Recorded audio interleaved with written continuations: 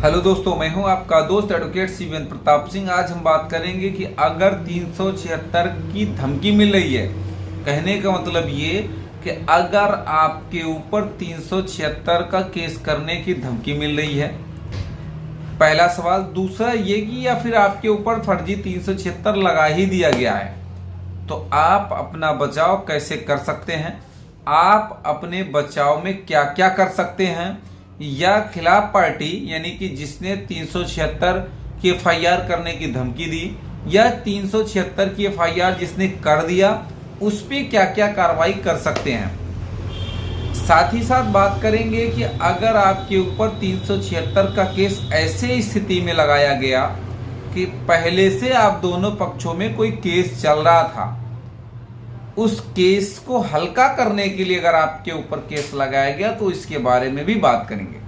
तो ध्यान रखें कि आज का जो समय चल रहा है, 376 की घटना बहुत ज्यादा मात्रा में, ऐसा नहीं कहा जा सकता है कि भैया बहुत केस नहीं हो रहा है या हो रहा है। सवाल यह है कि आज का जो 376 का केस है, ज्यादातर सोची समझी साजिश के तहत होता है, ज्यादातर दोनों के मिली भगत से होता है कि यानी पुलिस और वादी।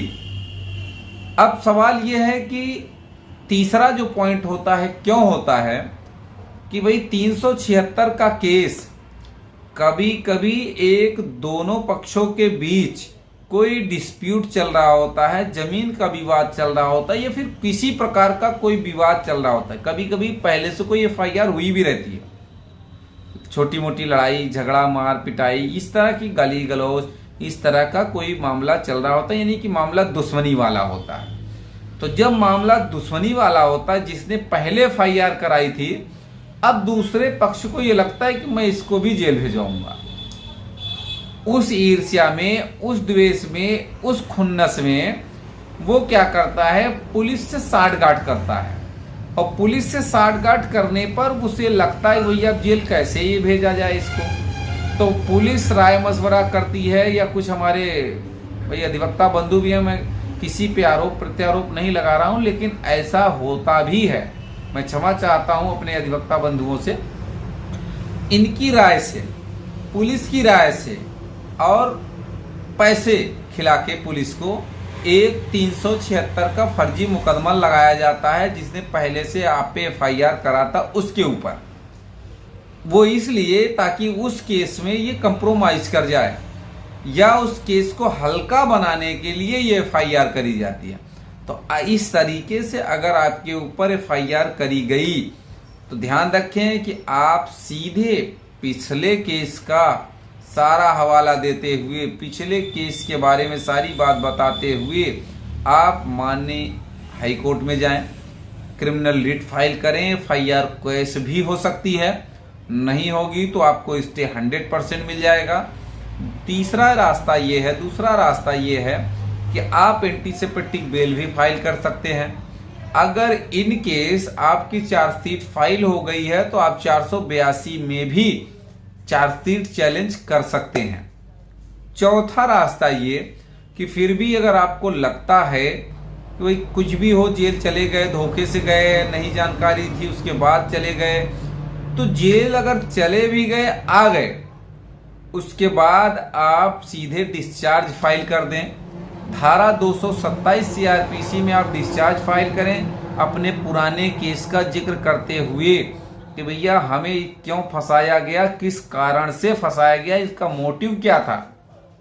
और अगर मेडिकल नहीं है, 164 के बयान में कुछ खास बात नहीं है, मेडिकल 164, 161 एफआईआर सब में कंट्राडिक्शन है, एक दूसरे के सपोर्ट नहीं कर रहे हैं, तो ऐसी स्थिति में आप जो डिस्चार्ज डालेंगे, आपको डिस्चार्ज मिल भी जाएगा।